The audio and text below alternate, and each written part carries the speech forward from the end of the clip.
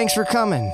Come on in. Do you want a beer? And we're going to start winning again. Welcome to the Midwest Sense Podcast, where we make sense of it all. Brutally. I'm your host, Andrew, and we're here to give you a voice. Are you sick of the Midwest being ignored? Are you tired of Middle America having no voice? Obviously, we need another podcast with a bunch of white dudes giving hot takes from the flyover states. I think you found your new home. Hide your kids and maybe the wife. Grab that beer. You're going to need it, and join us. Solving all the world's problems is going to be a group project. Live from Beyond Good Reason Studio. Hello, Midwest! You can find us at themidwestsense.com. You can find us on Spotify, Apple Podcasts, Instant Grandma, Twitter, TikTok. Give us a follow, a like, a subscribe, a tickle, a slap, and whatever else people are doing online. We'll be coming out with a new episode every week, live from Beyond Good Reason Studio. What's up, dudes? What's up, dudes and dudettes? Happy Good Friday. March 29th, we made it. Made it to spring. We made it out. Almost. Questionable. It's spring enough. Who knows? All right, with me today in the Beyond Good Reason studio, I've got the miserable Minnesotan, Ben. How you Hello, doing, Ben? everyone. What's going on? Doing well. Where do we find you? You find me at the Miserable Minnesotan on YouTube for all your Vikings misery, and you know we can get along with it together. There we go. We lost Kirk Cousins. I'm sure you guys don't care, but there's a video coming. Stay tuned. I heard about it. We'll have to watch the video, maybe even play it and talk about it. Thanks for being here. Absolutely. Uncle Bustin, back again. How's the sickness? Sickness is gone. You get down with it? I got down, but I got up again. Ooh. What is that, Chumbawamba? Something like Get Chumbawamba. down. But I'll get up again. Drinks Yep. a whiskey drink. Where do we find you? You can find me in the last place you look. I love these. It's always Do you a mystery, prepare man. these? Or this is just off the top of the dome? It's off the dome, but I'm disappointed because I can't reuse the ones that we used on the practice casts. They'll be published. We'll, okay. we'll use them. Okay, but good. reuse Don't them. worry, people. Don't worry. Reuse them. I don't like to recycle. Recycling is a myth. Oh, I love You it. heard it Thanks here for being first. here. Thank you. Well, so how was everyone's week? I bought a cement mixer today. What did that run you? Cement mixer.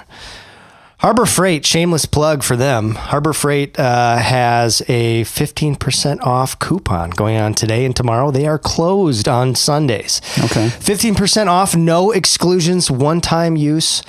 So I ran and got the mixer. And the only reason I bought it versus renting is because I got so much to do that it just doesn't make sense for me to rent. By the time I'm done renting it, I'll have paid more than what it costs for me to buy. So Yeah. I'll just buy, be in no rush to get things done. And then when I'm all done, and if I don't want it anymore, I'll just sell it. Yeah. So What was Pretty the price on reasonably that? priced, right? Usually at Harbor Freight $230 for a not cement bad. mixer. So it is what it is. If I was to go buy the same thing from like a big box store, Lowe's, Home Depot, Menards, you're probably looking at $300 to $400. Definitely, yeah. And I got a quote unquote nicer one, just a crummy Chinese brand, but It's very nice. yeah. I like Have you seen? I saw this on a video recently, and I forget what it's called, so I'm going to butcher the name. It's like the dry pour method. Is that what it's called? Yeah, like dry mix. So you just build your frame, you dump your packets of the cement in there, level it all out, and then gently mist it with water repeatedly, and that will soak down into it. Interesting. You just keep doing that, and then you leave it. Yeah. I've never heard of that. I always thought you had to mix it up. Yeah. So Yeah. and the reason for that is you want the integrity to be true throughout it. You don't want some spots to be weaker where it could crack. But if you level it, the video that I watched was a test of that. So if you level it and pack it correctly before you wet it, this guy was saying it's equally as strong, and you save yourself, a ton of extra work. I'll be Nice. looking into that when I go to do these projects. I always get nervous about the materials that are supposed to be more convenient because there's it's the same material. Gotta be a it's the trade-off. same material. It's just a different method. It can't be the same material though. It is. I mean, I know they're both concrete when you're all said and done, but the mix is different than your standard mix. Not from this video. But TikTok Not what he was saying. told him. No, But it has to be a different mixture of like Portland cement, limestone, I don't sand. know from what he was saying, because he had already done a tab. I mean, like it's a special bag, right? Like it's not the he same bag. He was using the exact same as he had Really? already done when he mixed it and made a slab, and now he was using that same bag, but just doing the dry method. I'll have to check that out. Yeah, I don't know. Because I did concrete and masonry briefly in high school. Yeah, I remember that. You smashed your hand. Yeah. And we never did anything like that. I did that too. Yeah, with the same person, just at a different time. Well, I don't, Yeah. and I don't think you ever would do it on a bigger project like what you were working Sure. on. No, they're this was bringing like for a small the slab trucks. at like an exit door kind of thing. But anyway, Well, so anybody else have any notable things from this week? I hate to say it, but I don't think so. It was just one of those weeks, working from home and just blitzed. The most notable thing is that it snowed a lot and the snow was super heavy and I don't have a snowblower. I bailed on Tuesday. You did what? I bailed on Tuesday. I didn't go anywhere. Nice. I went to go drive to work and stopping at the first stoplight, there's a crown in the road that dips towards the curb, towards the gutter. And, stopped. I'm like sliding towards the curb. So I'm like, no way am I going. And so I got back home and was texting my car buddy just saying, hey, here's how I did on the road. I didn't with my new 4-wheel drive. well, and you're not. Was that the vehicle. first time that you've driven in those conditions with this Yes. heavy of a vehicle? You're Yes. not used to it. Yeah. Yeah. And like I've had Jeeps before, but then he mentions that I have features on this car that I'm unaware of and on this truck that I'm unaware of and don't use. I haven't had the opportunity to use. I can lock my differential. And I didn't realize that because the Jeep that I had before, it was permanently locked. It was in 4x4 the entire time. Yep. Where this is, yes, it's 4x4, but only when the computer detects slippage. So by the time you need the 4x4, you're already sliding and it's too Breaking, late yeah. and it's That's correcting you. Is that the Pilot? That's the Lexus. Interesting. The GX. You can't switch it to full-time 4x4? I can. Oh, you can. I just didn't. I wasn't aware of it. It's all new buttons and new fancy gadgets that I'm not used to. And so he was like, oh, well, now would be a good time to go lock your diff and go drive around and just get the feel for it. Yeah.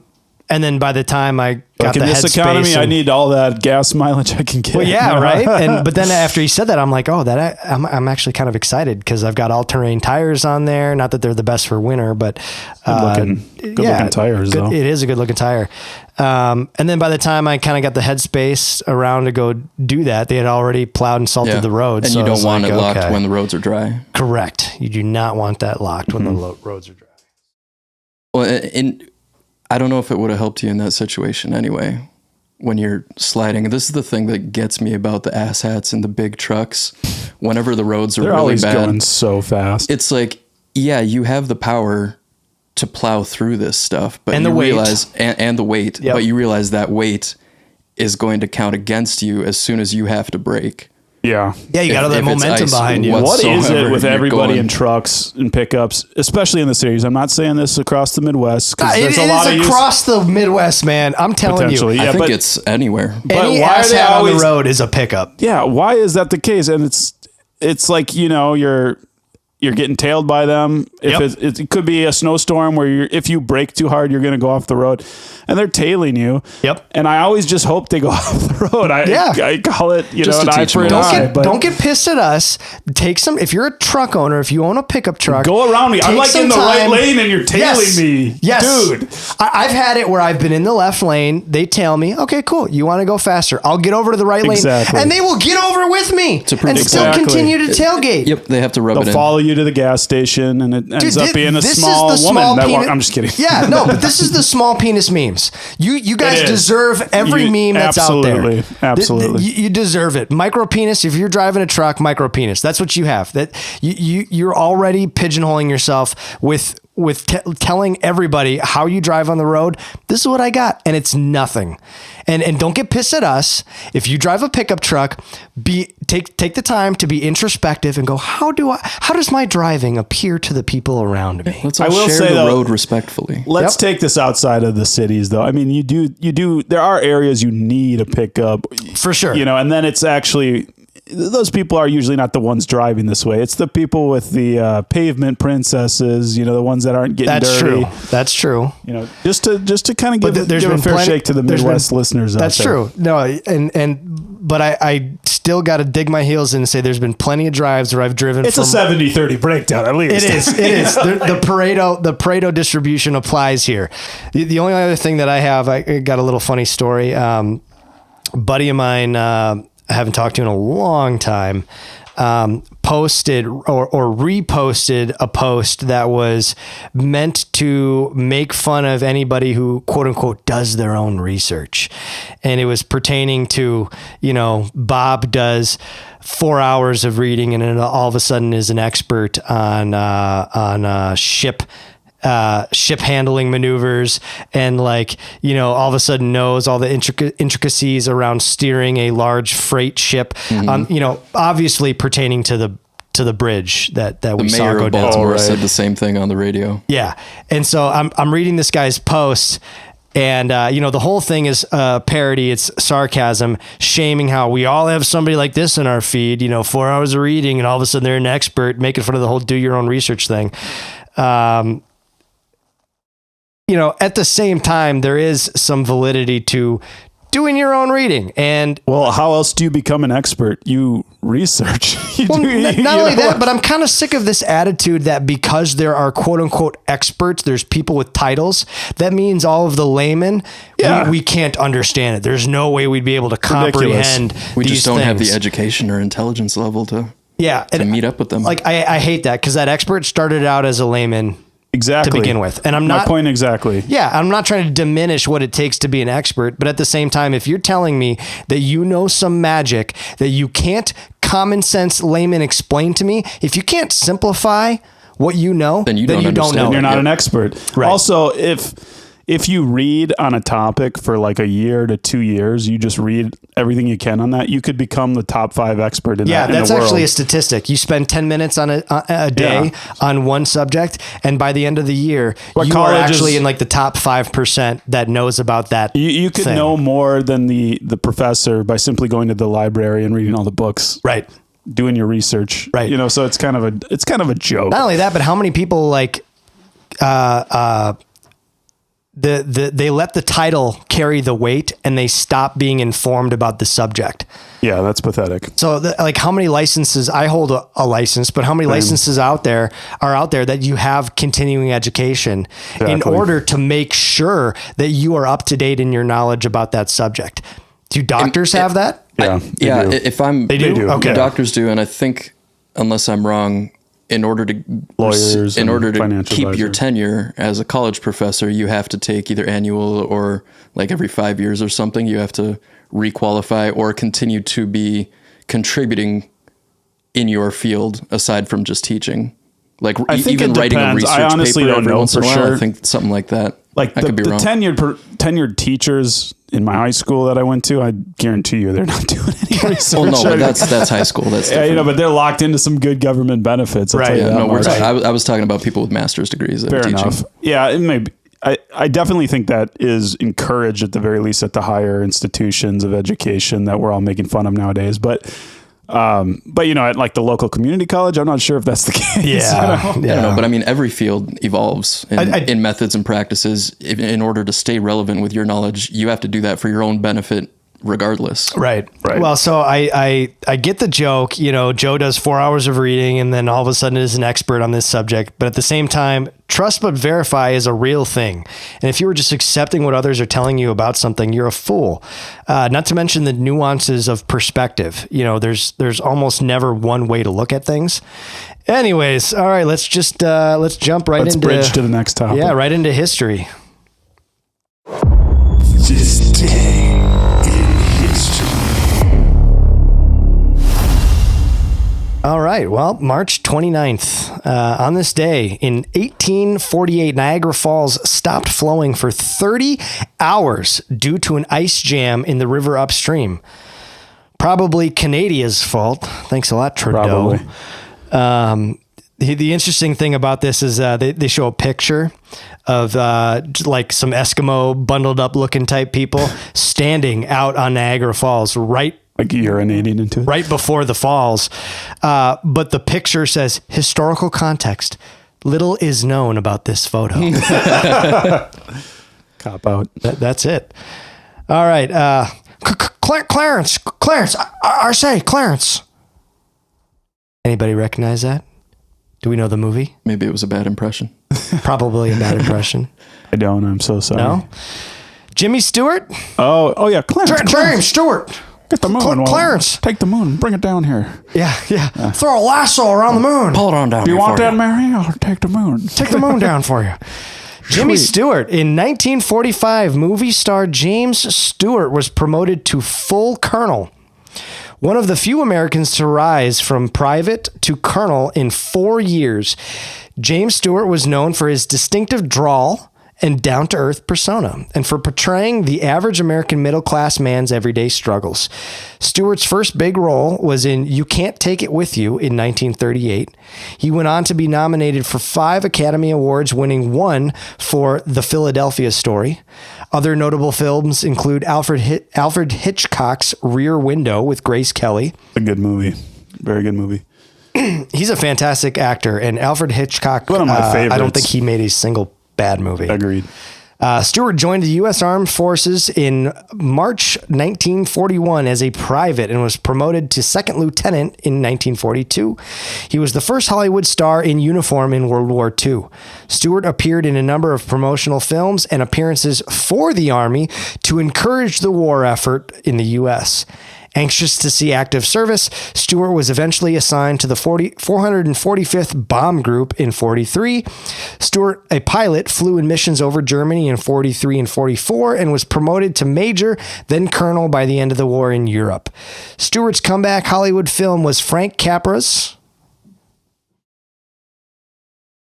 Going Once, Going Twice. What's the most famous film he's in? It's not It's a Wonderful Life, is it? Bing. That was his name in that. That's one of my favorite films. It's a Wonderful Life. Yep. In 1946, now regarded as a Christmas classic. 46. And Stewart's own personal favorite film. That's amazing. That movie is very touching. Like, you can't not, as a man, watch that movie and feel something. You hold back tears, that's fine, as long as you're holding them back. Mm-hmm. I don't know. It's a great movie. In 1989, what movie starring Dustin Hoffman won the 61st Academy Awards for Best Picture? I know it's not The Graduate, but that's the only one that's coming to mind. Tom Cruise also starred in this movie. Was it some lawyer-based movie? Got the tism. Boy, got the tism. Been so many of those types of movies. It's tip of my tongue. Counting cards. Counting. But Tom Cruise had like a Forrest Gump kind of thing going on.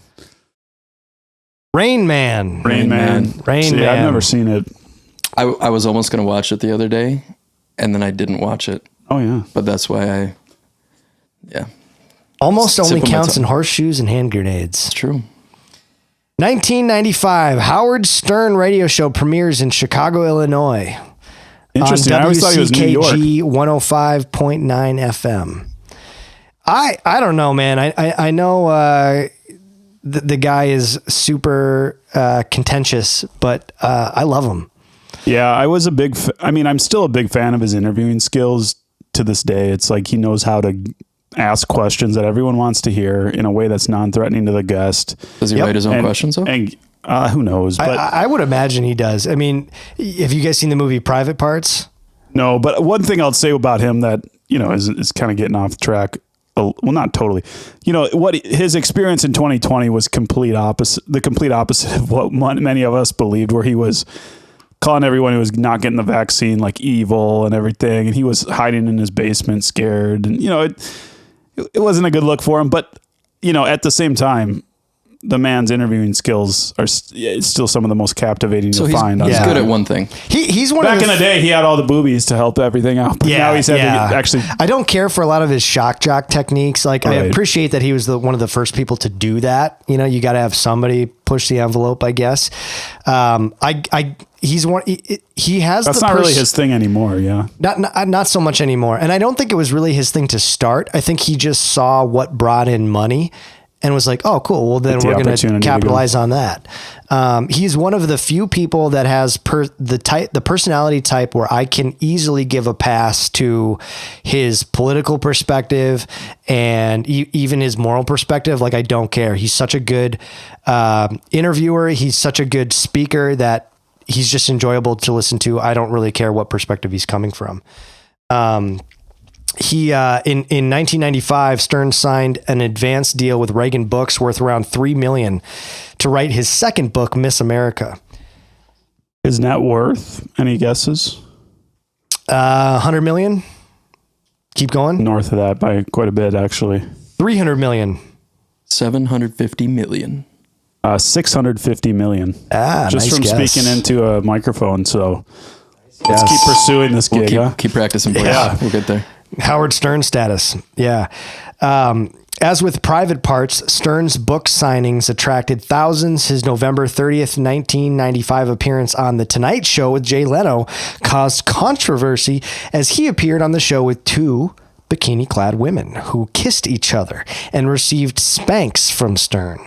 Leno, who urged that both acts would be edited out of the final broadcast, walked off the stage after the segment without thanking Stern.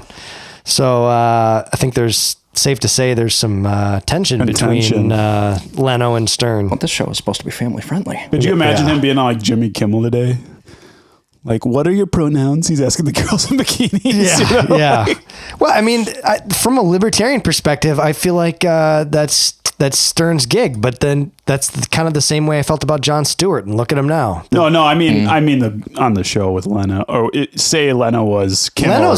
Kimmel, in today's society. That's what Kimmel. I mean. Yeah. Well, I'm not saying Stern would do that. Kimmel's a scumbag, and he's not funny. If you think he's funny, you can stop listening now. Yeah. I don't even care. Yep. You can cry and leave. I'm not funny either, but I'm not claiming to be a comedian. Kimmel's not funny. He never was funny. Never was funny. Even with Adam Carolla. Adam Carolla carried the Man Show. Yeah, absolutely. That's it. That's all. Carolla is an actual comedian. Right. Kimmel is just some hack that they found to fill a role. CIA He'll do agent. whatever he wants to get paid. And then last but not least, 2019, Joe Biden accused of an inappropriate kiss by fellow Democrat Lucy Flores. So something a bit interesting. I tried to pull up an AP article about this, but the link would not work, only saying that the page was unavailable. Go figure. I was able, however, to find a subsequent article. Lucy Flores, the former Nevada politician who accused Joe Biden of inappropriately kissing her on the back of the head in 2014, rose from a tough childhood through top Democratic political circles before becoming an outspoken critic of sexism and harassing behavior in politics. So she was waiting for the opportunity. Probably. Speaking of, Good Friday, the kiss of betrayal, Judas, this is the kiss of betrayal on the Democrat side. Kiss of betrayal in the Democratic Party. Flores was a high school dropout. For anybody aspiring to become a politician, here's what I've learned. If you have a crap resume, you might as well be a Democrat because they will somehow spin that Unless resume. You're white, and a man. But if you're white, you can't do anything. Yeah. Or just run the country when you're 81. Right. Well, yeah, when you should be committed to a home somewhere. Right. Flores was a high school dropout and former gang member who obtained a law degree and served 2 terms in the state assembly before making unsuccessful runs for Nevada's lieutenant governor's office and a Las Vegas area congressional seat. Does this just not sound like the most grifty thing ever, though? Because pretty much. You're Couldn't make it in the gang, coming from so a I'm gonna gang go- life, and you're upset that a man kissed you on the back of the head. I'm pretty sure worse things happened to her with her interactions with men. Yeah, as a gang there's member. probably a bigger tie between being involved in gang life and politics than anything else. You know, Oh, that's true. That couldn't was make good. it in the gang. All right, let's go It's over a to the other prereq, mafia. yeah, prereq. It is a prereq, yeah. I mean, if Sleepy Joe kissed me on the back of the head, I'd have something to say about it too. So I don't blame her at all. One last note Question. about It's her. probably sloppy too. You know, open mouth, back of the head kiss. Sloppy Joe. I'm Joe Biden's husband. Noting that videos and photos have captured Biden's affectionate behavior toward women over the years, Flores said, quote unquote, whether people want to believe me or not, frankly, I think at this point is kind of irrelevant. So, Amen, Amen, sister. sister. amen. Jinx. It is kind of irrelevant. Be there. That's been Today in History. This day in history. Oh, before we move on, I think there's another significant event this day in history that you may have forgotten about. Our Lord and Savior Jesus Christ dying on the cross. Is that what you're getting at? That's the one. Pretty significant event. Pretty significant. Although Yeah. it does change every year, the date. So Do we find that odd? I do find that confusing. The rules Maybe are it's 'cause made I'm up and not the points don't Catholic. matter. We do know that none of these Christian holidays are actually on the day that these things happen. Correct. These are right? pagan holidays. That's what I get stuck on. I had a conversation with Ethan, who will hopefully be Is that joining because us of in the the future. Catholics like commingling things, or where did that go back to? We should do a. Obviously, it's the most significant day in history. Really. And we don't actually know when it happened. Yeah. So we'll have to bring this up because I had a. There's got to be some research though as to when it actually happened. How can we not know? Yeah. So it has to do with the butchering of the calendar. And I'm still undecided on this. Ethan and I had a very long conversation about my curiosity surrounding how the calendar is actually supposed to be 13 months, not 12. October. What does oct mean? 13 months with no leap years. Yeah. Right. 10, Oct is 8, 8, right? Yeah. but it's the 10th course. month. Same with Sep Oh, for right. September. 7, and aren't they named after the moon and everything? Like March is supposed to be Mars. Maybe I'm just getting. I don't know. No, I'm getting that mixed up with the days of the week in Spanish and everything. We'll have to pull up going some actual pear-shaped. info, but like my conspiratorial mind just went right to destroying people's circadian rhythms through this twisted calendar. And I don't know when it came about that we just started putting these holidays. They're basically matched with pagan holidays. Easter, Because the pagans celebrated the solstices. Right. So that's why they put Jesus' Right. birthday. Hey, we can match your holiday and make it more relatable Overcome to it. you. So that you apparently in the Old Testament, there's a verse that talks about not putting a tree up in your home for worship. I have yet to confirm this, but this is We apparently should look into this. in the Old Testament. Let's table this So for a future. It will be in-depth tabled, combo. and we'll bring it back when Ethan's back in town. But anyways, so there's so much out there that just doesn't make sense practically, physically, emotionally, spiritually, ecumenically. And we're probably going to talk about it.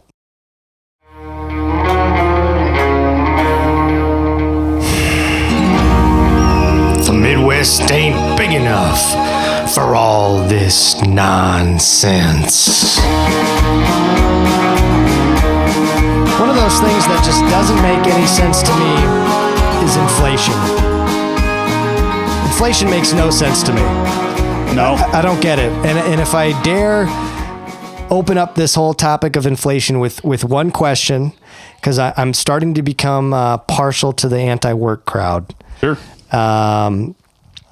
is this: why is it okay for the business to increase prices to cover costs, but the employee is shamed for asking for a pay raise to cover their costs which have also increased. And I know Ben's got a handful of numbers. We all got opinions. That's kind of the question. We'll open up the floor with this. It's a fantastic question too, because there's obviously a mismatch. And part of me is sympathetic to the small business owner because they can't keep up, raising their costs at the same level that these big, humongous corporations who are also getting subsidies from the government can. But, my dad works for a large Fortune 500 company, and he's telling me that he has, so obviously inflation's been double digits not long ago, and there's a lot of skewed data to try to make it seem like things are better than it is. Is it true that the data that they come out with when they say inflation is only at 8% or it's only at 4%? It's excluding like oil, gas, I believe. Yep. So energy, food. Yep. And there's one other component the CPI, I believe it leaves out, which to me, if you're not including those insulting. things, it is insulting. Those are the things that we pay for. That is the cost of living. So you're food is the most necessary thing here. You're excluding the cost of living when you're counting inflation. That is inflation. Like cost of living is everything for everybody. So, but all this said, I was talking to my dad yesterday or 2 days ago, and he's a manager, and they gave him he could raise his whole inside sales team's wages by 3%. As a group, just 3%. So that meant he had to figure out who was most worthy of earning a little bit more than that. And usually 3% is like a benchmark for an inflationary raise to everybody. And it's just pathetic. I mean, the company is a multi-billion dollar company. And to your point, if that employee goes to my dad has no power to raise the wage. If my dad goes to, my dad's getting severely underpaid, if you ask me, based on what I know of his salary and what I know of his responsibilities. The amount of profits they're truly getting, it's just, I think we sometimes, as those of us who have come from more of a conservative background, myself included, going back to like the Occupy Wall Street movement, at the time, I'm like, well, the businesses you're complaining about are the ones that are actually paying us all. Like the iPhone we're using to complain is a big business. But then I look at, I'd be really interested. I don't have this data as part of this conversation, but looking into those profit margins and seeing how much of that is really going to the top of that company versus the ones that are really the heart and soul of what makes that company tick. Well, and I struggle with this, with the landscape of all of this, because just based upon on Apple and the iPhone alone, we are free to invest in these companies. So you can complain about capitalism. You can complain about the success of these billion-dollar corporations, but you can also profit off of them by purchasing their stock. So if you have money to purchase their stock. Yeah, I mean, Apple is one of the most expensive stocks out there. I mean, $173 today to buy one share. Well, but don't most platforms like Fidelity. You can buy fractional shares, sure. Yeah, but, you know. So you got an extra $10. Put it in Apple. I don't see that stock going, especially if you have an iPhone. Taking Warren Buffett's advice, invest in what you know and what you love and what you use. If you're using an iPhone and you're driving a Ford, you're making at least one mistake between those two, and I won't tell you which one. But if that's your deal and you're drinking Coke, invest in those three companies. I don't think Coca-Cola is going anywhere. Right. I don't think Ford's going anywhere. This goes back to what you were saying, where is that money going? Is it going to the top? Where is your investment? Yeah, do you have the discretionary income to even do that, because your wage is getting completely eaten up from inflation? Right. And I have some housing data we'll jump into where that is the big problem is it's really hard to control your housing expenses. And that is you just need a roof over your head to even get to work in the first place. Right. And it's that death cycle where you're talking the anti-work crowd. It's that soul crushing cycle. And for some, it's more than others when you're working hard labor, where you're working your ass off all day, only to come home, sleep, wake up early and do it again. And it's just like, it's a never ending cycle. And how can you not work for the weekend? You get to the weekend, you want to spend a little bit of money, and you're spending just maybe $100 extra, and that's the only small amount you have to blow. Right. It's just not a sustainable, happy way of living. You could say happiness is a choice, but come on, like there is an extent to this where it's an insanity. Yeah. Well, and if you're giving your time to someone else's business, and I understand that's how the economy works, that's how all of this works. But I just can't help but think that we've manipulated the entire market to steal, not reward, but to steal time from people. And life is more than working. It has to be more than working. And so I empathize with the anti-work crowd because I don't think this is how it's supposed to be. It's not supposed to be this way. It's forced labor because we have no other option but to work. Because I'm not going to put my kid and myself out on the street. And work certainly gives you purpose. Like if you're not working, you feel worthless. So there's that. If you have no hobbies or no interests, maybe. Yeah, but I mean, even if you have hobbies and interests solely, like you can't do that 24 hours, 7 days a week and be truly fulfilled. I mean, I think I guess that's why people die shortly after retirement. Yeah, I think God created us to produce, especially as men. We're here to produce, right? And that's inside of us. But to your point, maybe there's something you could do to produce that would provide more joy. Produce for yourself, right? Passion project or something. If you're finding that through work, if you're in a career field that you absolutely love and you find fulfillment in that way, then that's great. But if you find fulfillment in just being away from the family and working, and the demands of our work too. Like I like my job, but the thing is it becomes such an obsessive compulsive need to always get back to clients, always get back, make people happy. And your brain is, you gave yourself Stockholm syndrome. Yeah. You're in a situation where your work becomes obsessive because you want to succeed. But at the same time, like, what are you sacrificing? Like when you're with your kids, are you thinking about your job still? Right. Are you not able to decompress? Like there's this unhealthy, like in the States, we just don't value time off to refresh properly. Or even like, instead of taking retirement as the end goal, like what would it be like if we took a sabbatical for a year in mid-career and like refreshed? I don't think it's that we don't value it. I think it's that we're shamed for valuing it. That's what I mean. Yeah. It's because they want to keep us in the workforce. Yeah. And you don't necessarily see that in other developed nations. I think that's more unique to the United States than other countries. I think so. It's soul crushing. Yeah. It is. So interesting article I came across this week. Household incomes generally exceed the cost of living across Minnesota. Good for us. A single person in the Twin Cities metro area needs to earn $47,000 a year or about $22 an hour to afford the basics. Correct. For a family of four, the parents need to earn at least $119,000 a year or about $28 an hour each. That's according to the Economic Policy Institute's latest family budget calculator, which estimates how much it costs to make ends meet across America. The cost of living far exceeds the minimum wage in Minnesota and Minneapolis. Minnesota being $10.85 per hour and Minneapolis being $15.57 per hour. The good news is most households across much of Minnesota earn more than the basic cost of living, according to the latest income estimates from the Census Bureau. For example, the median four-person household in the Twin Cities metro area, meaning half of households make more, half make less, earns around $148,000 a year. In St. Louis County, which includes Duluth, the cost of living for a family of four is $102,000 a year, while the median four-person household earns $114,000 a year. In Olmsted County, which includes Rochester, where the Mayo Clinic is, the cost of living for a family of four is $124,000, while the median four-person household earns $136,000. This is staggering to me.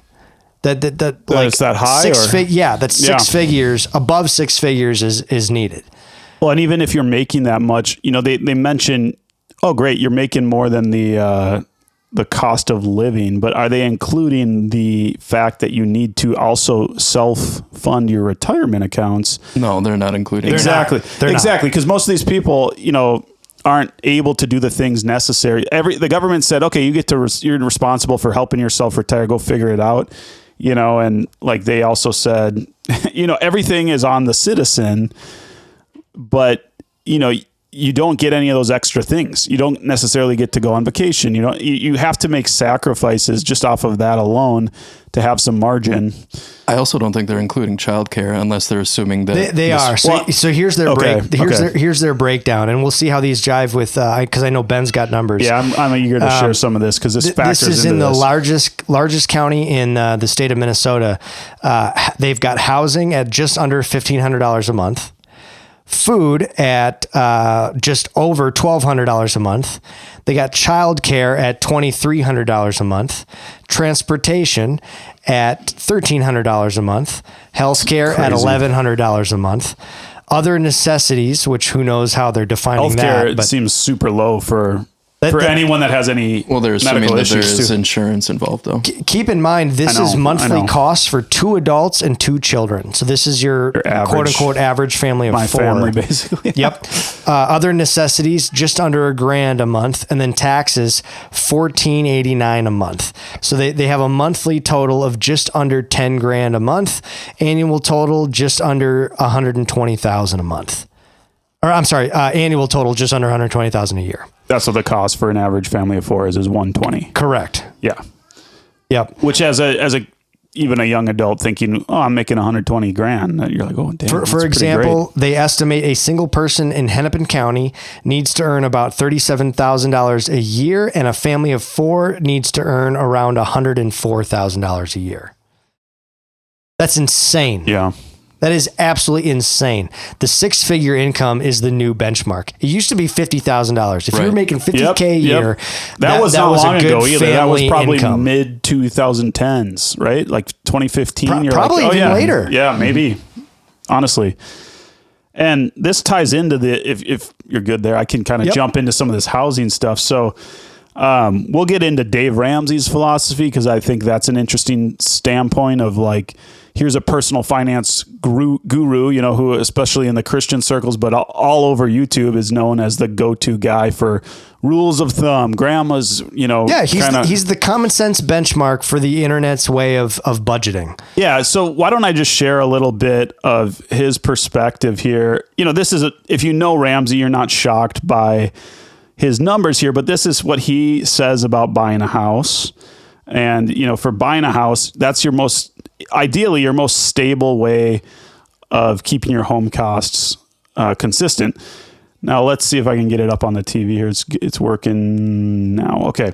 Here's the most you should borrow. And it's the only thing I don't yell at you for borrowing, but I would prefer you didn't borrow or that you borrow less, and get it paid off as soon as possible.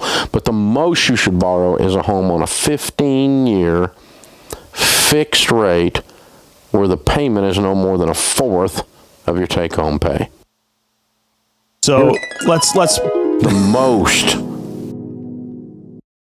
He's daydreaming. And he absolutely is daydreaming. So I put those numbers to the test based off of what we're looking at with average United States home prices. So this may be higher in this state, but the average home cost right now is $433,100.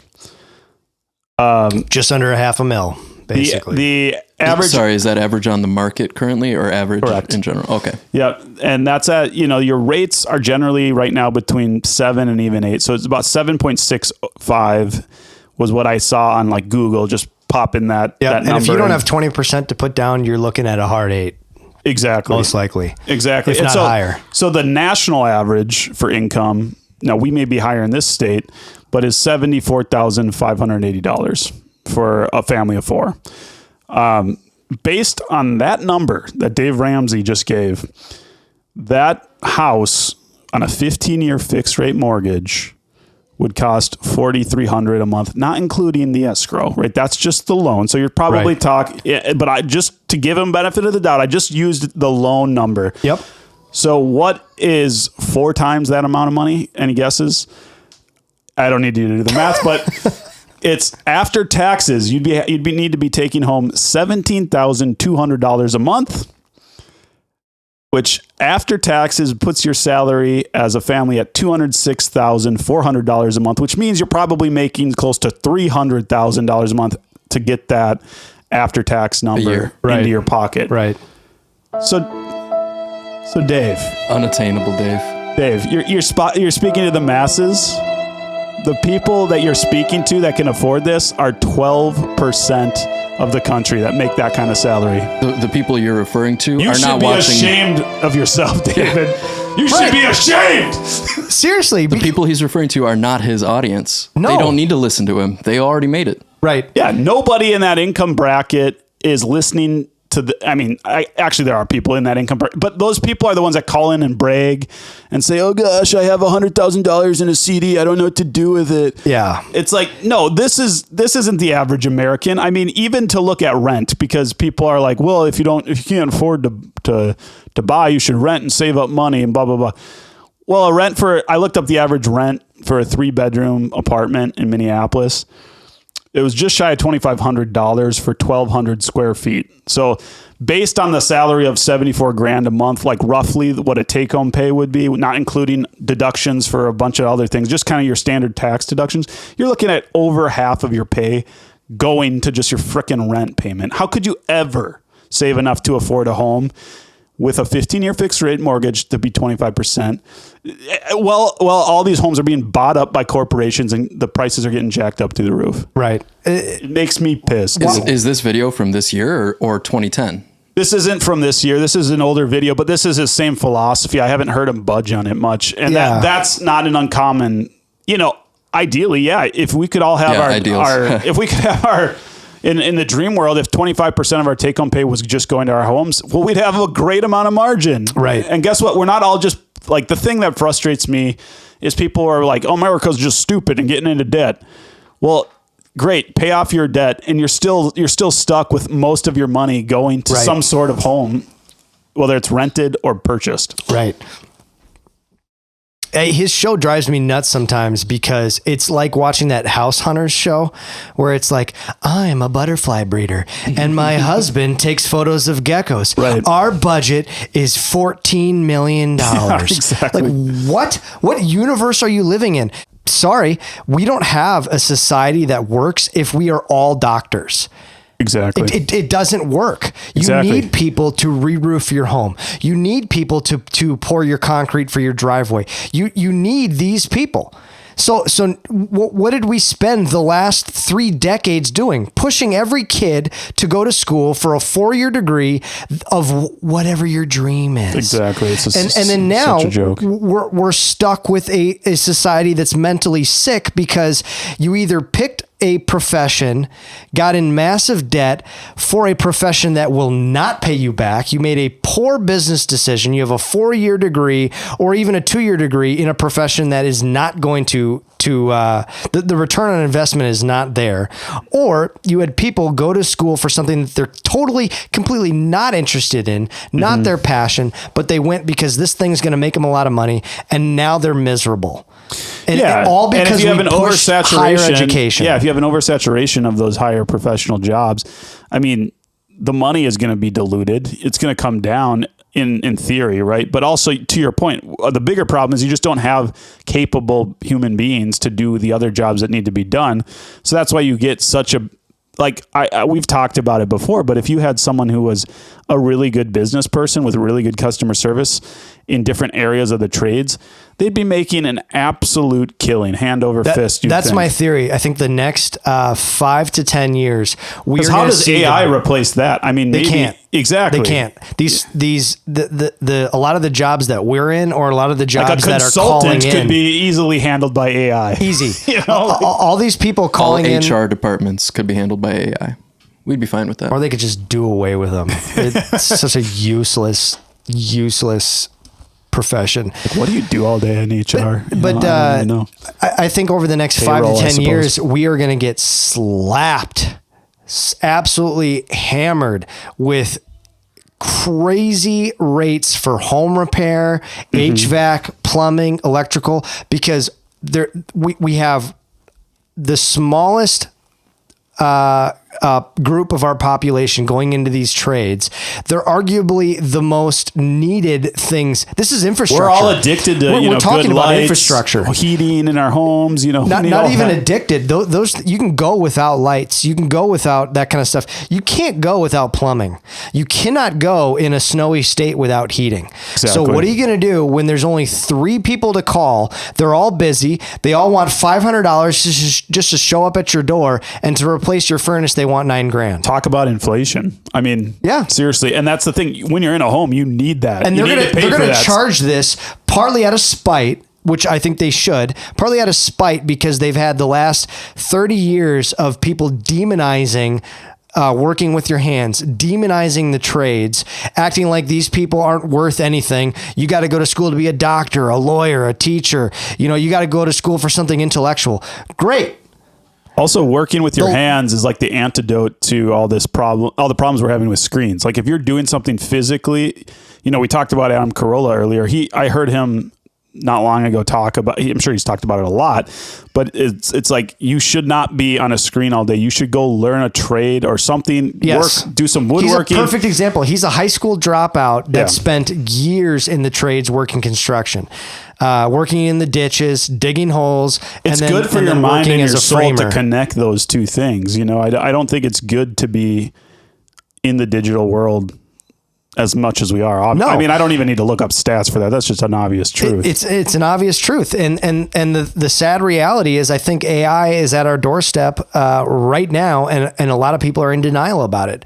All of these jobs of people sitting in front of a computer, they're going to be gone in the next 5 years. And I think this inflation is going to ramp it up because companies are going to have 2 choices.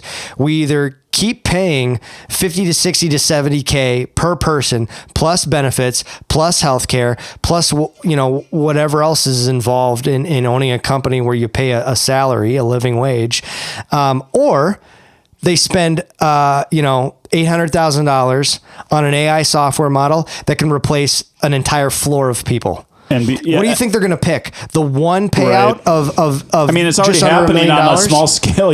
Like McDonald's, you walk in, they've got no cashier. You plug your crap into a TV, and honestly, that is the interesting thing, because a couple years ago there was that Great Resignation right after COVID where they needed workers so badly. Workers actually had the power to negotiate a salary and actually go up for once.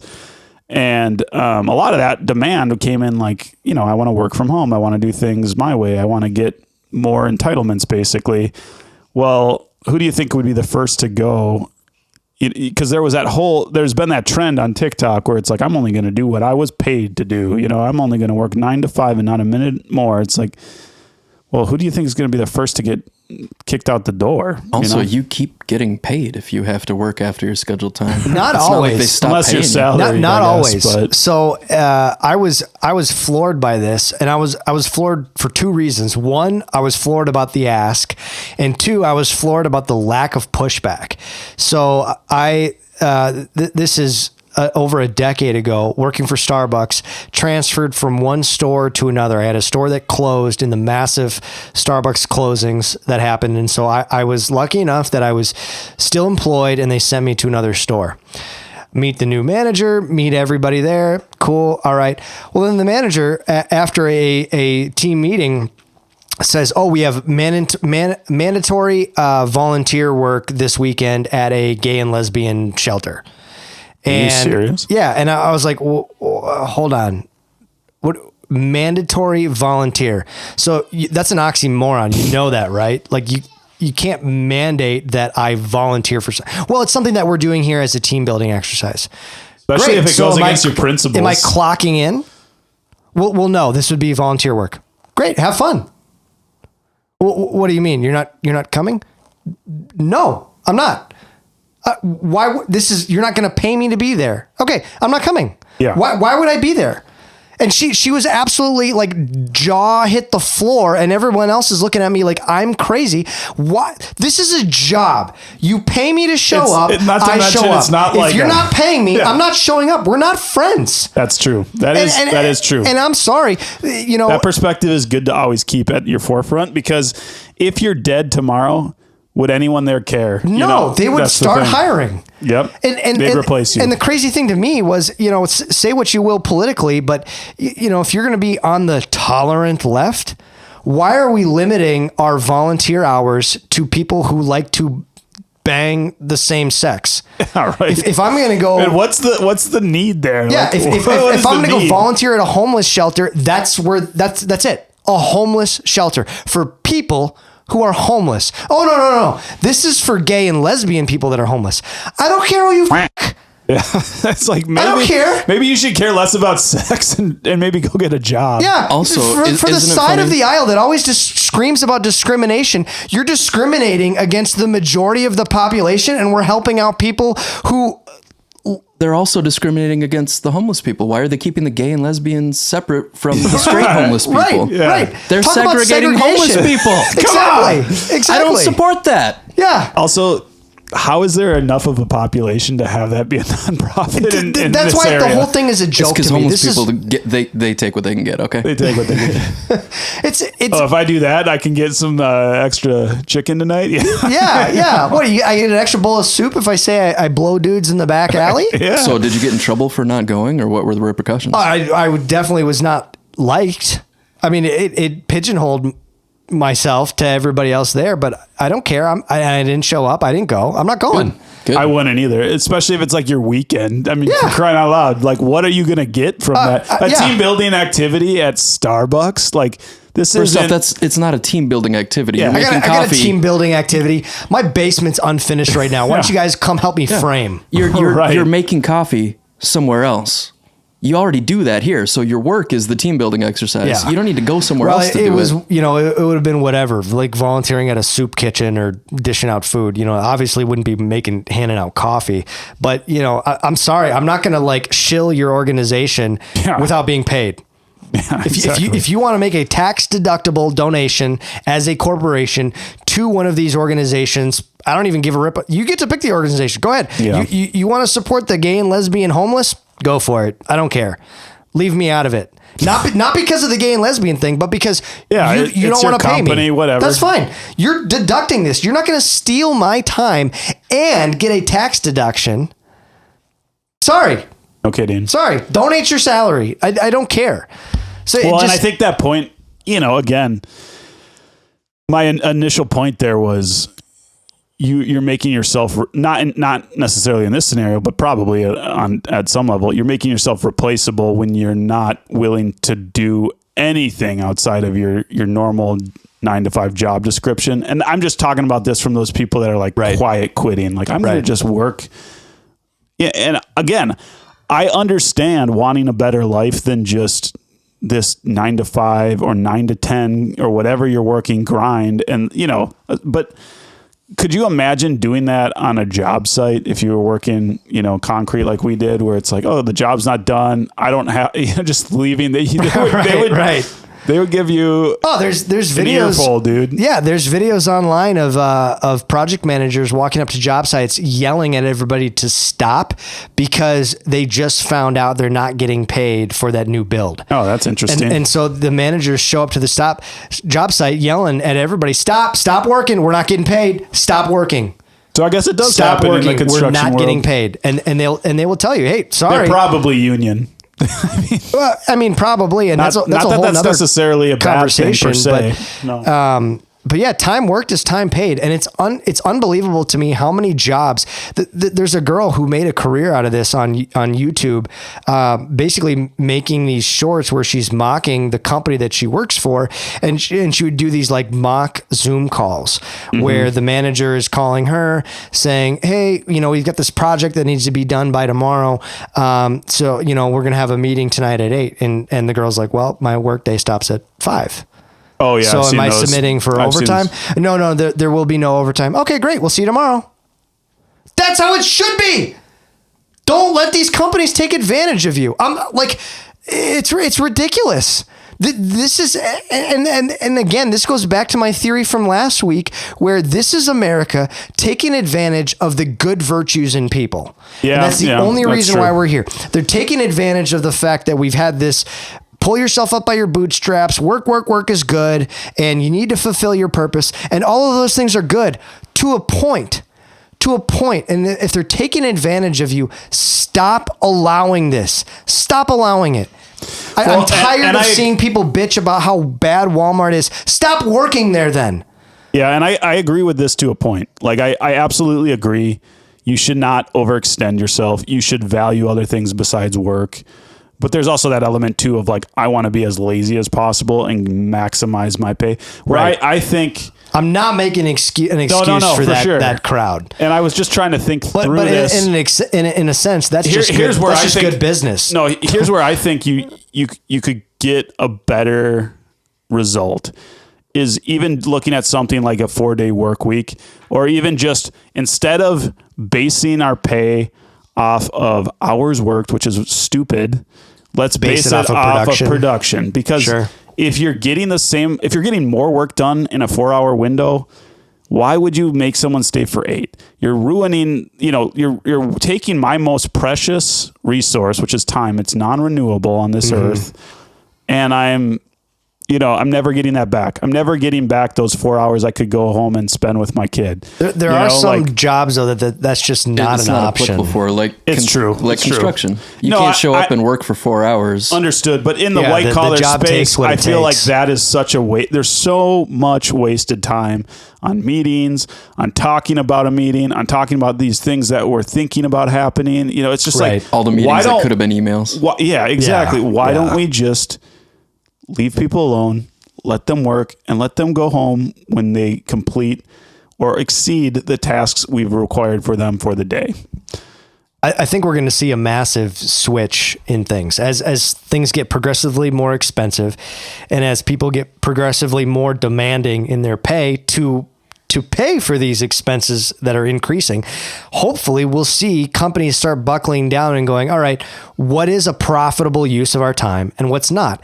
And these managers that milk these meetings because they literally have useless positions. They have nothing else to do but drift from meeting to meeting. We don't need all your talking. What are the actionable points? Again, back to the Pareto distribution. 80-20. Yeah. The 80-20. Yeah. What was the thing that I saw on Twitter earlier this week? 80% of your efforts are wasted for 20% to actually be fulfilled. Yep. So highlight what's the 20% that you're actually getting an advantage from and focus on that 20%. And that's a pretty accurate principle. I mean, if you were to look at a book of business, like just call it an insurance book, 80% of your revenue is coming from 20% of your clients in most cases, or even, less sometimes. So and the people that take up 80% of your time, yes, make 20% of their revenue. It flips. Yeah. Right. So it's going to be interesting because I've always thought that universally the thing that is going to get people to start waking up is when their pocketbooks get hit hard. And, I thought in 2022, they were always talking about like the red wave and all these different changes, and it didn't come. And so I'm really wondering, like, what's going to make people pissed off enough at government of both sides, because they're both to blame for this. Right. When are we going to take back the we the people mindset of, hey, you guys are screwing us hard. And, how do we get out of this? And I think you have some content that relates directly to this point. Yeah, no. And I mean, you've touched on it. Everybody wonders, why can't we all just get along? Well, because we have one side that doesn't understand government or money at all. There is no more getting along. This used to be, we used to live in a culture maybe 40 years ago where on both sides 2 + 2 was 4, and we could balance a budget and we understood the needs of the American people. And now we don't anymore. Now we have one side that just views money as this mythical thing. I don't know. So there's this guy, Billy Carson. And I found this video interesting because I hear what he's saying. I don't think, I don't know. I don't think this is feasible. I feel like he's on the right track. I just don't know how this works with everybody. We'll take a listen here. 190 million Americans 190 million. Imagine if, now out of that, all of them don't have jobs, right? Let's just say 90 million working Americans that are actually on the streets, free to move around. Let's just say out of the 90 million, 40 million say, you know what, we're not going to pay the mortgage payments and the taxes anymore. Matter of fact, we've been collaborating, and we've saved up for a month or two. We don't need any gas or food for a month or two, so we're not even going to go shopping. We're not going to get on public transportation. We're not going to use our cars. We're done. We're going to take 2 months off. You know that thing you did to us with the global pandemic when you shut everything off? Well, we're going to shut everything off now. Except we won't turn it back on until you negotiate a better deal with us. Because you work for us. We don't work for you. You are our servants. That's what the government is. You're servants. But you got it where they're telling you everything you can and can't do. And you're afraid of them. What if we turned off the planet collectively and said, you know what, we're done. Talk to us when you send a representative that we approve of, and we'll start the negotiation process on how we might turn things back on when we're ready under the right conditions suitable for us. And watch them start shaking in their pants. Watch these elites start panicking when the cash flow stops moving. You see? We don't think like that. We think like, man, well, if I participate, but Sally doesn't, then I'm gonna be stuck, and I'm not. We know that these techniques work because look at Hollywood. Hollywood been on strike. No writers, no actors, no actors guild, nothing. So I don't know. I found that pretty interesting because in a sense, on the surface, it seems to make sense. Yeah. In the other aspect, our finances are so connected. You stop paying your mortgage. That's what did he suggest? 2 months? I don't know. Right? It might have been 3. So you don't pay your mortgage. And let's say the banks people who are in charge of repossessing, adding on interest, all of those fees that are going to be associated. Let's say they quit too. There's people that have 401ks tied up in good growth. What is it called? Good growth stock mutual funds. Yeah, I mean, am I butchering that? No, I mean that's a type. Yeah, it's all good. But there's people that have investments. I'm sure my 401k is filled with mutual funds. It is. And mutual funds are, correct me if I'm wrong, mortgages. Well, they're in a sense they're mostly stocks, and but you get a little mix of all of the economy is factored in some shape or form. If you're starting to default on loans, those businesses are going to be impacted at some point. But right. So I don't see how this works, and I hesitate to say this because I don't want to knock on my door, and I don't want to get us ripped from YouTube and TikTok and whatever else.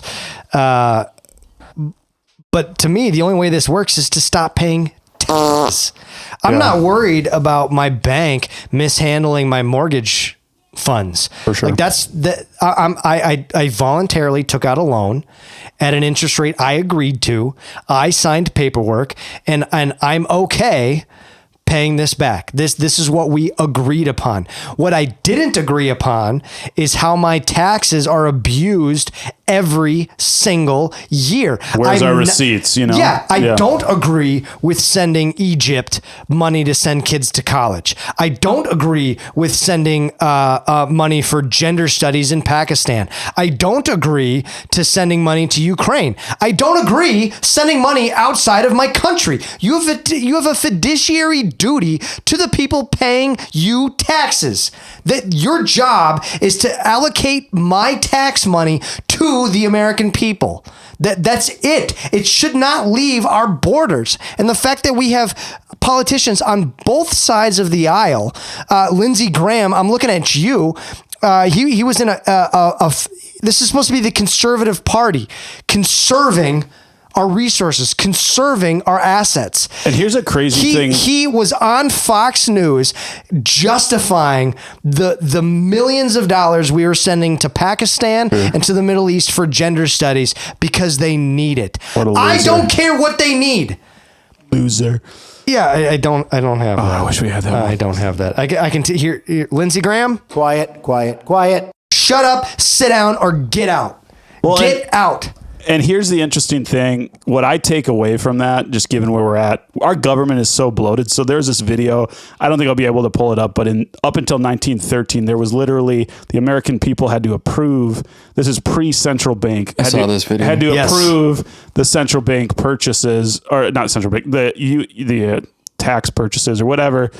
Federal spending purchases. We don't have that power anymore. Through bonds. Yeah. And where I'm looking at this now is his description is based on what I believe the Constitution was trying to outline, where we the people have power over our government, so our government can't overrun us. But our government is now so gargantuan, we would get overrun if we did that. And the other thing that is tough about that is it's kind of combining this belief system of strong individualism, of standing up for yourself and your family, with communistic, community-based activism, because the problem here is we'd all have to be on the same page that we would band together and not let the government get away with this, that we would truly have an all for one mindset after having for our entire lives an all for me and my family mindset.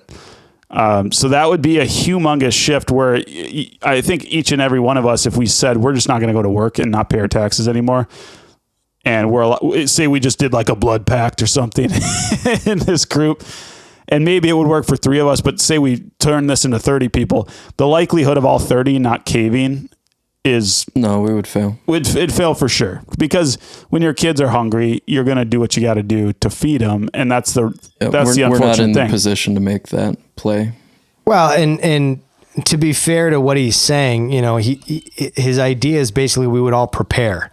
Mm-hmm. We would all prepare to have 2 months of nothing. So, hey, make sure you got 2 months of water. Make sure you got 2 months of food. Make sure you got 2 months of everything that you would need. And then we would implement this. So how do we organize that with everybody? And how do we, to his point, how do we trust that the banks would not turn on us, like they did against those Canadian truckers, where they turned their banks? Because hopefully the people working for the banks are in the same position as we are. Think about it. When you go into the bank, what's the teller making? Okay, sure. Same as tell you. the teller not to show up. Mm-hmm. Same with the loan officers. Same with the mortgage guys. We should all feel like we're in the same boat here. So don't show up. And this is don't you feel like there's, just given how divided we are though as a country, maybe half the country wouldn't show up, and then half the country would still do their jobs? I think you'd have a huge group of people that would look at this situation and they would go, I'm going to take advantage of everybody else. And I think the most logical conclusion that we'll probably break to, depending on where things go, is you're going to have two nations. You're going to have one nation that is like so fed up, they're like, fine, we'll just go to the states that respect us. Right. And we're going and that's already happening. I mean, you go to Florida, you're having a completely different experience than you are in New York City, or San Francisco. And it's a completely different country. It's not the same country. And that's already happening to the point where political parties are going to start permanently losing because of the mass exodus of people with certain principles and values leaving the state in which their vote is valued, hopefully, but it carries weight, and they're going to leave that state and just forfeit that state. Yeah, just basically for let a state it flood. that's already or drown. Yeah, California, Minnesota too. I mean, Minnesota, Wisconsin, even Iowa. I mean, how many people? I don't think Minnesota's like ever gone red in even my dad's lifetime. Because in Reagan's re-election year, 49 states went red. Minnesota was blue, but although we did have the Democrat from our home state, but that's wild, man. The Electoral College went 49. Historically, 50. the state was a Republican stronghold, never voting Democratic from statehood until 1932. However, since then, it has voted Democratic all but thrice. 1952, 1956, and 1972. So I guess our parents were alive for up until a portion of that. But again, that time frame. Not in our lifetime. Not in our lifetime, correct. Yeah, so I don't know. I mean, I think his plan works much better if everyone decides to stop paying taxes, because that's where we're bloated. That's the place to start, absolutely. Well, that's where what would they do though? Would they just keep spending debt without the tax revenue to come in? I mean, that's keep printing. I don't know. I mean, right. That's what happens when the government, when people lose the confidence of government, and then that's already starting to happen. Because that's all that the dollar is just the confidence that they can tax us and to make that thing worth something. And eventually, that's all that government is. I mean, think about any law that's enforced. Who is it enforced through? The politician that passed the bill? No. That law is enforced through your local police, your local cop shop. Okay, so what happens when all cops say, you know what, this is an unconstitutional law, we're just not going to follow it? And that's the thing, is there's always people, it's hard to get a uniform belief system instilled. I think you could maybe get that more with cops.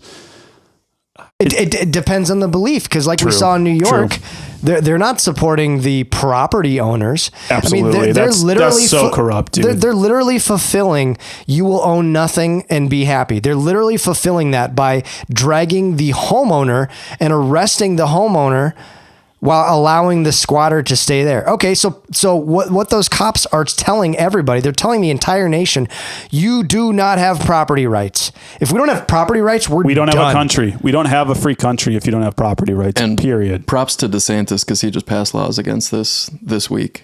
Good. Yeah. Good. Again, why Florida is nice a different nation than decent. Most of the rest of the country. Like, places that are actually instilling common sense government provide freedom. They provide opportunities for people to go make money, to be left alone. I mean, that's really all we're talking about here, is just having the freedom to not have people up in our hair. I just don't understand the voting for, we have, so I watched a little bit. I haven't watched the whole thing, but Jordan Peterson sat down with Destiny, who an absolute stud. Jordan Peterson, not Destiny. Constantly, every time that dude opens his mouth, this is all I hear. Wrong. That's it. Every single time. Wrong.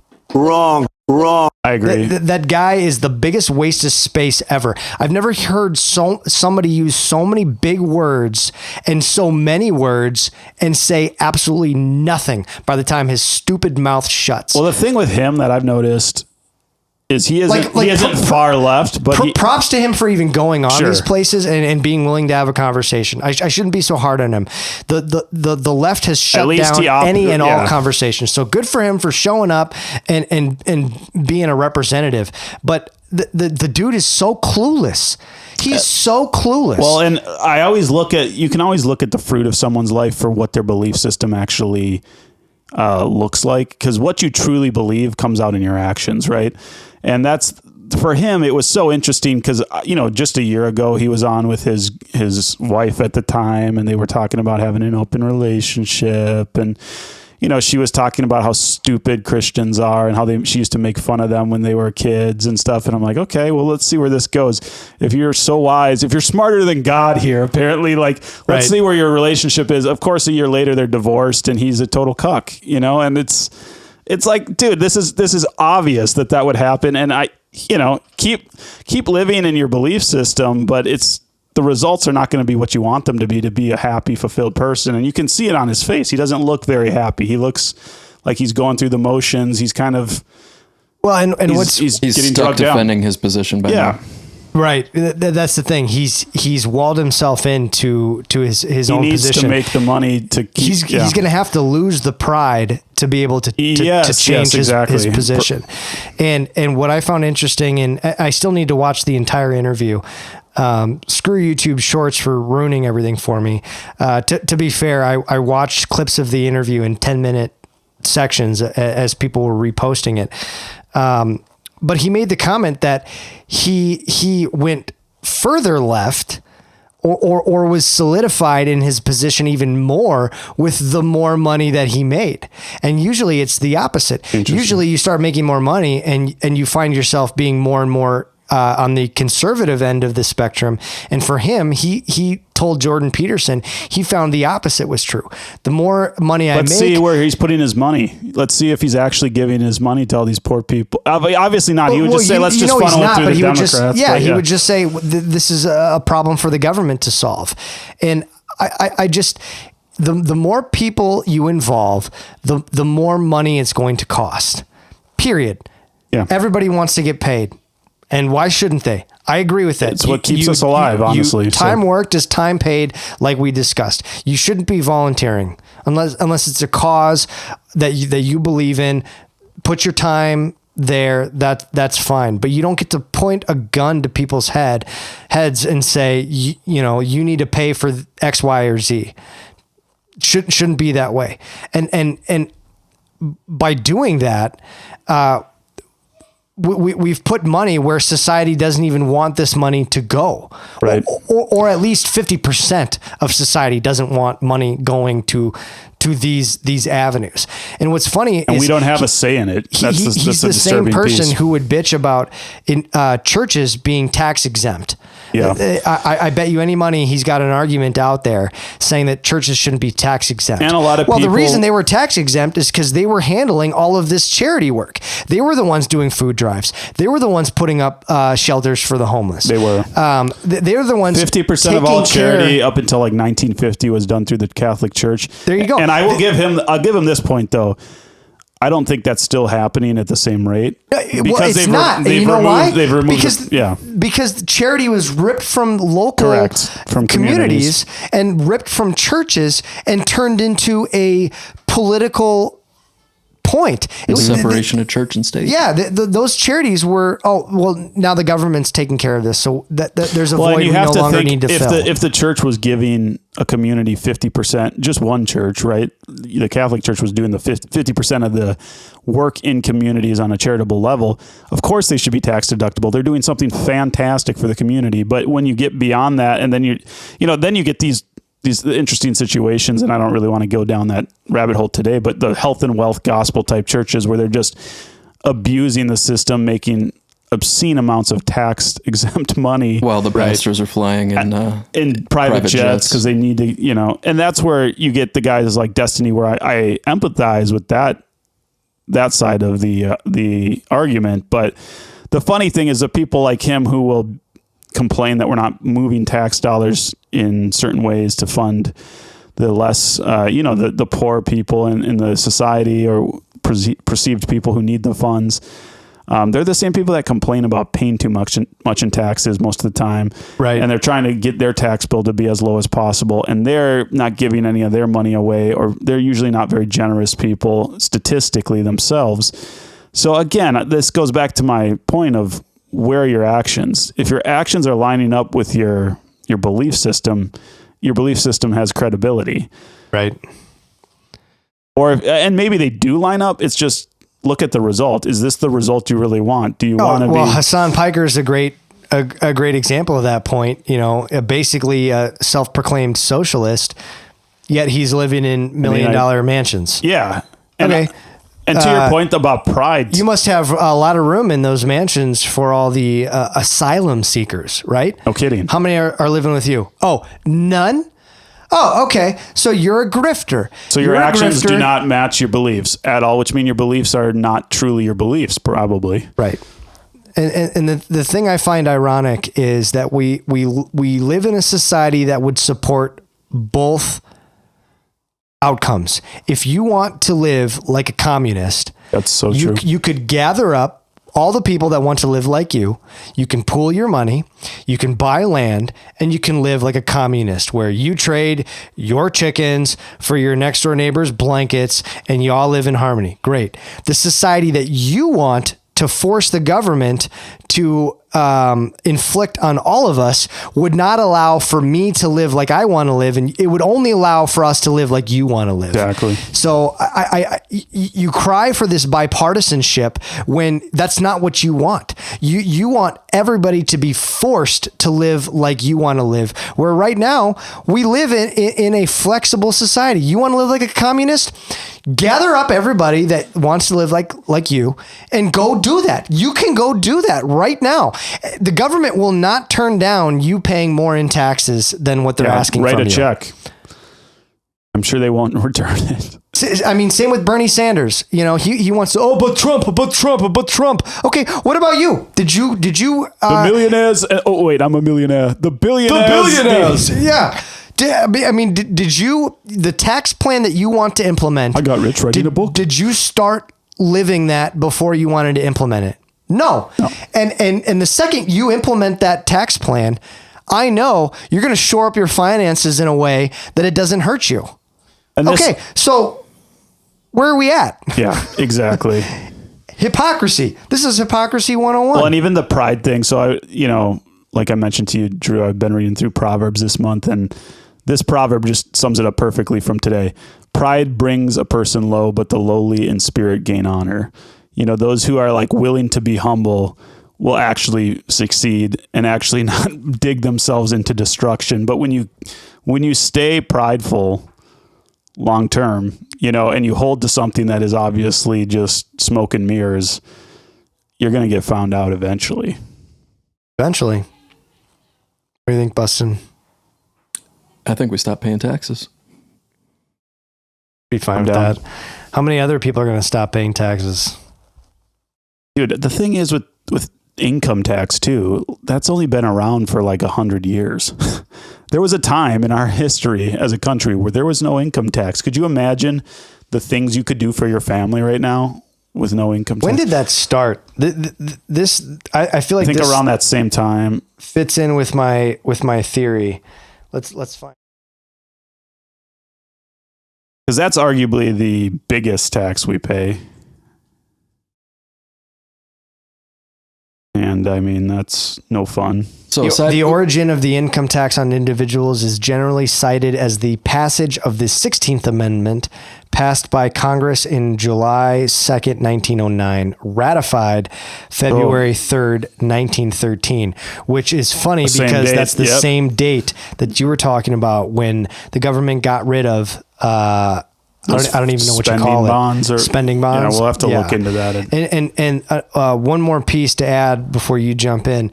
I don't know if you saw Wrangler Star came out with a video talking about his trip to, was it to Holland? I think he went to Amsterdam, but I didn't see the video. So it's a country that basically their largest export is farming. It's Holland. Yeah, right? And it's or the Netherlands, same difference. The Netherlands, yeah, it's an amazing technological feat because, correct me if I'm wrong, but my understanding is that the entire country is basically under sea level, and so they have these. It's like in a bowl of the mountains, right? And so they have these giant dams that are constantly pushing water away so that they have dry land. It's amazing. And so he went there and he was like on vacation with his family, and he's talking about how safe the city is, and you know his son was going out at 2 a.m. and he's not worried at all because their crime level is so low. It's because everything's legal there, though. And he got it's decriminalized. It's not sure. That's what I meant. It's not legal, but and I don't know if Amsterdam is where they were at. To be fair, but yeah, there's a lot of towns. I'm sure he came out with another video after that. Addressing the comments, and his point was the comment section is on fire with people ripping me for praising this country for what they've been able to do. And it sounds like, according to him, the majority of the comments were around people slamming him for praising this country because of their high tax rate. Well, we don't have those ridiculous taxes in the States. And his point was, y'all better back up, start doing some math. Because we're taking in way more money, per capita. And it's all hidden taxes. So, okay, yeah, we have an average tax rate of 32%. Probably. Is that like the average tax bracket? But he's like, what you're not considering is, okay, so that's what you're taxed. Then you have your property taxes. You have your sales tax. You have your insurance. You have your state and federal taxes. By the time you're all said and done paying all these inflated taxes, we're probably at more of a 65% tax than a 30% tax. And also inflation is a tax. And inflation is a tax. It is a tax. That's what it is. It's the government overinflating our dollars. Right. And his whole point was, by the time you're all said and done, you're probably taxed equal, if not more, than living in these other countries that have better crime statistics. They have better healthcare statistics. They have all these stats that the left points at, yet the left wants to continue bloating our government, which is abusing the dollar. No kidding. So pick a lane, because the people that you're supporting that are promising all these free things are charging you out the ears for them. And in order to do it too, like I've heard in Sweden or other Scandinavian countries, they may tax you 50%, but they have much more free business laws to allow for you to actually grow capital at such a rate to actually afford those taxes. And you have a homogenous population. Everyone's got the same culture. I know there's been some changes to that, but in general, it's a lot easier to be on the same page when everyone is kind of, their backgrounds are all from the same page. There's kind of a community mindset here. We're a diverse country. We're diverse state to state, like I just pointed out. It's going to be nearly impossible to get anything done on that level. There's a funny interview with Gavin McInnes. This is old, but he's interviewing, I don't even know who she is, some leftist lady, and she's demonizing America, saying, well, all these other countries have it so much better. And he's like, well, like which country? And she's like, oh, well, all the European countries. And he goes, well, which European countries? Because you're not talking about Turkey. Yeah. You're not talking about Eastern Europe. You're talking about every country that has a higher capita of whites. Yeah, I've seen that interview. Yeah, you can't name a single ones? Yeah, you can't name. You want to talk about racism in America? Yet you can't name a single country that does something better than America without naming a more white country. Now, don't misunderstand what I'm saying here. I'm not saying, oh, we just need to be more white and that solves our problems. That's not what I'm saying at all. But it just goes to show how misplaced their ideals are. Who's more racist when all you can do is point out the countries that are doing it better than us here have a higher capita of whites? Yeah. Okay.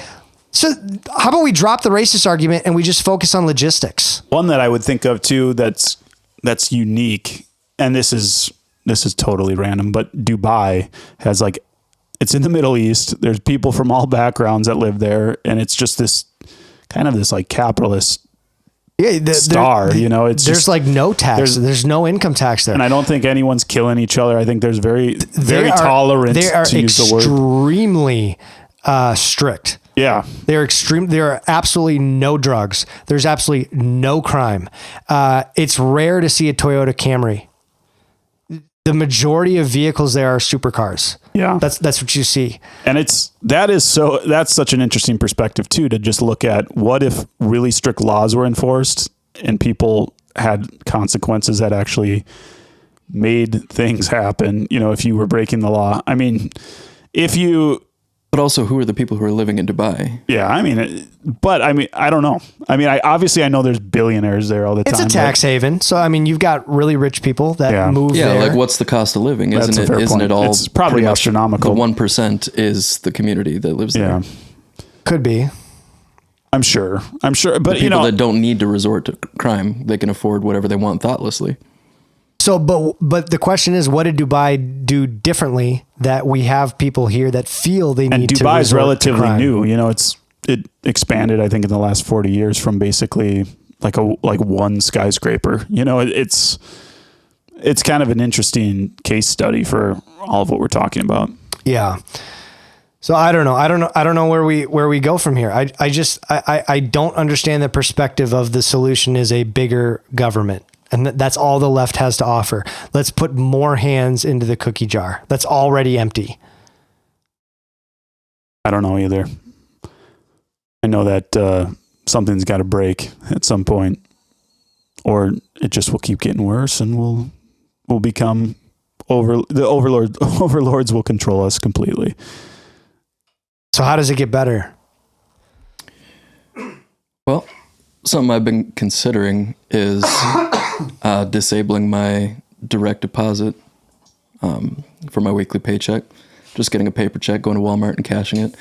Mostly because I don't trust banks. I'm dealing with people from my work, every day who are getting their cards hacked or stolen, but mostly hacked. Mm-hmm. Accounts get frozen and locked. It's so inconvenient to have to call. I've had that happen twice in the last year, like a debit and a credit card, I think. Yep. And did you get any money back? I did, Was it from the credit card or from the debit or both? They made me call the credit company, and file so it was Visa, that gave it back. Yeah. It wasn't the bank. Okay. But it's a huge inconvenient step. Freezes up your finances. Yeah, incredibly inconvenient. Yeah. So I could avoid all of that by keeping nothing in the bank account, depositing the cash that I needed when I needed to pay a bill electronically. And then for the viewers, if anyone wanted to take it one step further and go to their employer and say, I want to claim no withholdings from my paycheck, no taxes. And then you have no money in the bank account. And then what's the IRS going to do come tax time? Send you a bill. Well, it's still being reported. Yeah. I mean, your employer is still reporting that. Sure.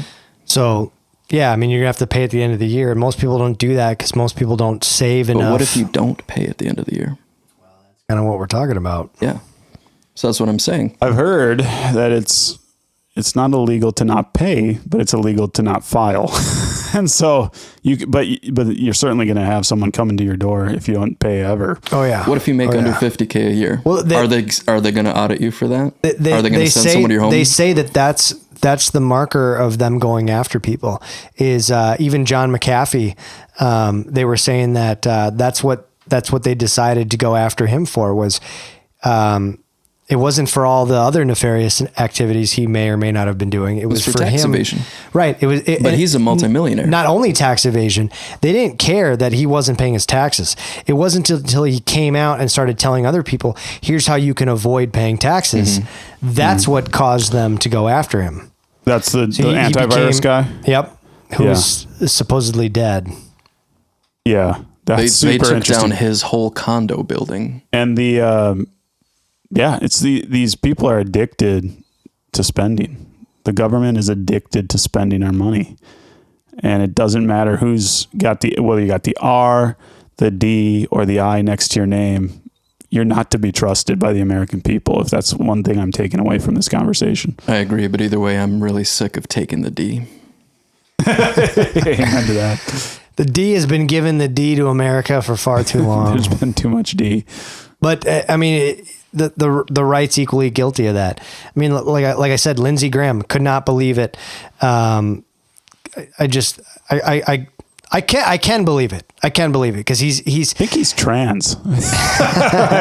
That's been the hot news button item I saw. Is it really? Well, so Candace Owens came out saying that Bridget Macron or whatever, supposedly trans. Who's that again? That is France's prime minister's wife, supposedly trans. And then there was another one floating around on Twitter trying to say that Chuck Schumer's wife is trans. I think she's just an unfortunate looking female. I don't know. That can happen sometimes. It can happen, but yeah, I mean, I don't know. Maybe we're all way off base with this. Maybe we had too many beers and don't know what we're talking about. But go ahead and correct us where we're wrong, and we'll see you next week with further conversations. I'm sure we'll keep talking about this, and it's not going away anytime soon. Just waiting for the collapse. I mean, that's pretty much it. This is all a facade. This is all posturing. None of this money is house of cards. It totally is a house of cards. Half this money isn't even real. What's giving it value? I know it's the petrodollar, but we're trying to tank oil to go all electric. Okay, so if that's the case, what supports the dollar? The American taxpayer, the ability to tax us. Yeah, well, literally, hopes and dreams. Confidence is about the only thing left that we have that gives the dollar value. And what happens when that confidence dries up? I don't want to know. Find out next week. Yeah, I guess. We'll wait a week and go from there. So, all right, from everybody at Midwest Sense, that's all. We'll catch you next week. Hey, we hope you guys have a better Good Friday than Jesus did. Here you go.